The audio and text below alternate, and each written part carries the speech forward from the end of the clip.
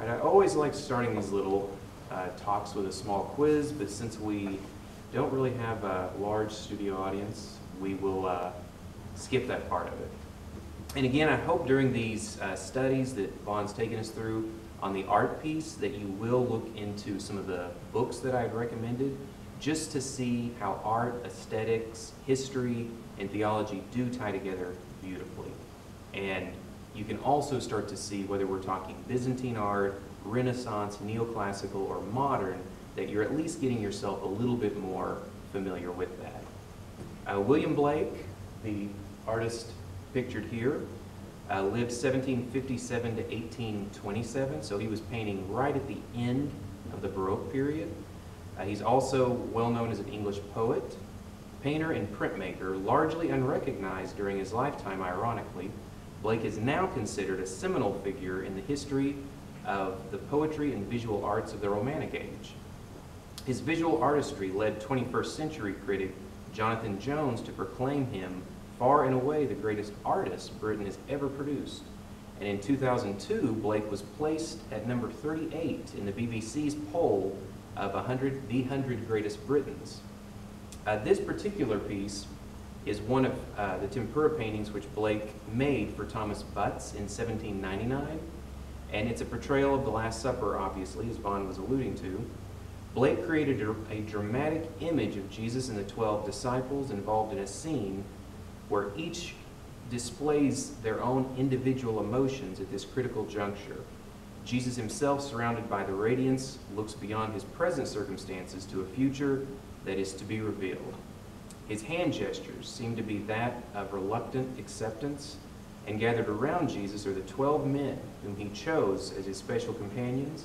Each seems to be in his own separate world, praying, contemplating the past or future, meditating on the strange events which have taken place and where they might lead.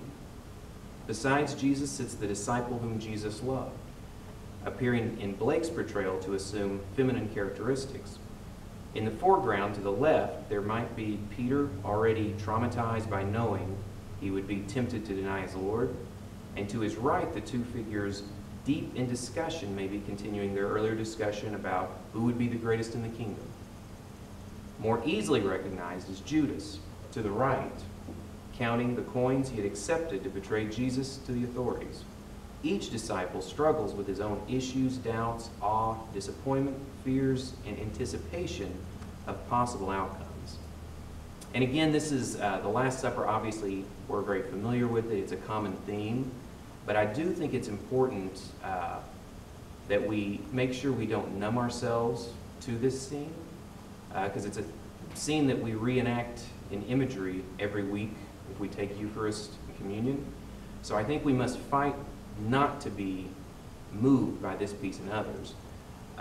Many of you are more familiar, and Vaughn had mentioned it, with Da Vinci's Last Supper, 1498. You can easily look this one up. Lesser known would be the one below it, which I would encourage you to look up online.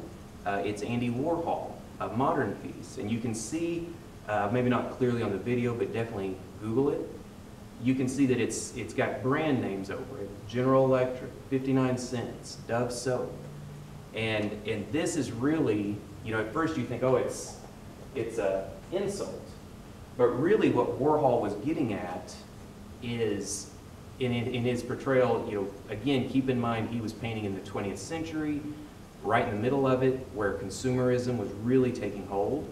And he was basically building on the fact that we had cheapened grace. We had cheapened, and I think he even put on that picture, how much is Christ worth to you?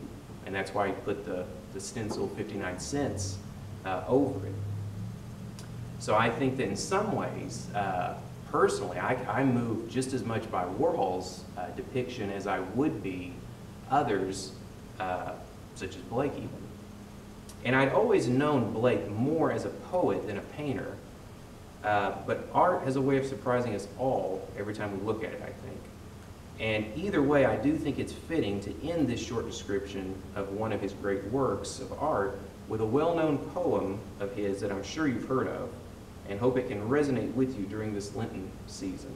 And I'll do my best to properly cite it.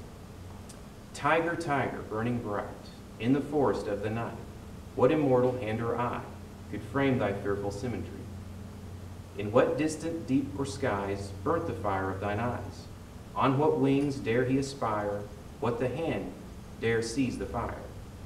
And what shoulder and what art could twist the sinews of thy heart? And when thy heart began to beat, what dread hand and what dread feet? What the hammer, what the chain, in what furnace was thy brain? What the anvil, what dread grasp, dare it deadly terrors clasp? When the stars threw down their spears and watered heavens with their tears, did he smile his work to see? Did he who made the Lamb also make thee?